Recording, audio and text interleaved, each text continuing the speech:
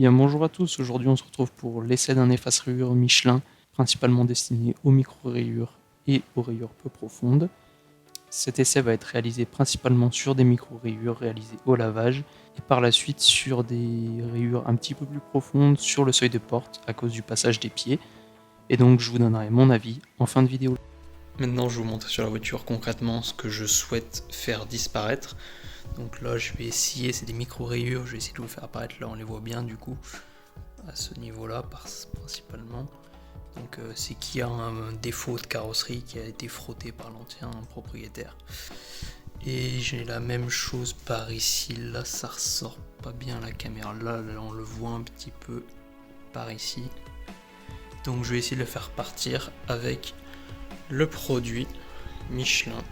Donc l'efface-rayures, je l'ai pris pour toute peinture. Donc je vais d'abord laver un petit coup avec du produit à vie tout simplement pour dégraisser. Et je vous retrouve après. Je vais vous laisser lire du coup les instructions présentes sur le tube. Donc d'abord faut nettoyer la surface, donc ce que je viens de faire. Faut poser juste simplement une noix sur un chiffon propre et sec.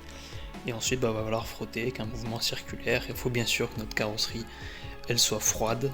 Voilà le résultat quand je viens de poser le produit, du coup il y a la trace du produit comme vous pouvez voir là où j'ai posé de partout. Je vais laisser sécher un petit peu et après j'y nettoierai pour vous montrer le résultat.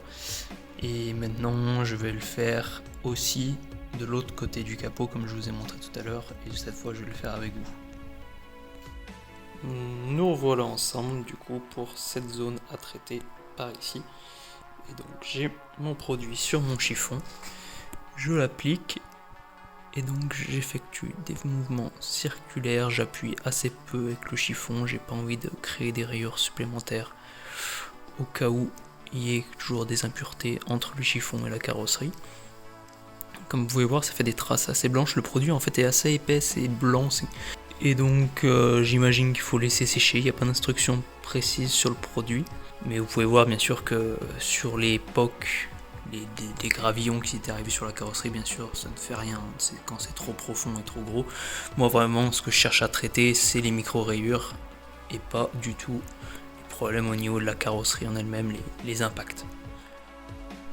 On se retrouve pour le résultat après un petit nettoyage avec un chiffon sec tout simplement.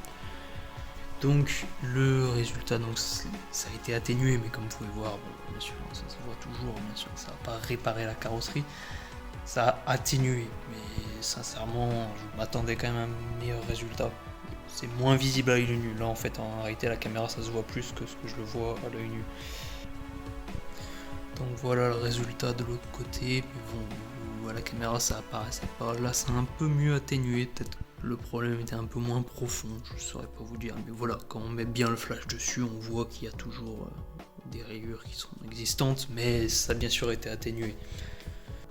Bon, par contre les impacts, ça n'a rien fait, mais je m'attendais pas à ce que ça fasse quelque chose, je savais. Via les retours que j'avais vus sur les différents produits qui existent sur le marché, j'avais vu que quelque chose comme ça, je m'attendais pas du tout à un bon résultat. On se retrouve maintenant pour essayer le produit sur des rayures beaucoup plus profondes, c'est pas seulement des micro-rayures là, donc c'est des rayures d'usure à force que des pieds passent.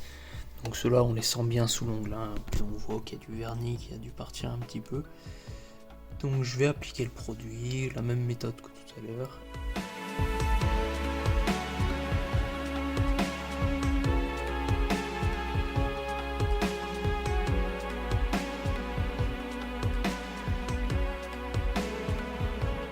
Voilà les résultats pour cette partie du seuil de porte. Vous pouvez voir que les rayures assez profondes qui laissent une trace blanche n'ont pas été atténuées ou très peu. Simplement je vois à l'œil nu moi que les micro-rayures certaines ont été atténuées, donc c'est mieux que rien, mais je vous avoue que le résultat n'est pas du tout satisfaisant sur des rayures de ce type alors que ça reste des rayures très minimes. Et voici les résultats pour une partie plus à l'avant du seuil de porte. Comme vous pouvez voir, maintenant je vous ai mis les images en comparaison, les micro-rayures ont été atténuées mais elles apparaissent toujours.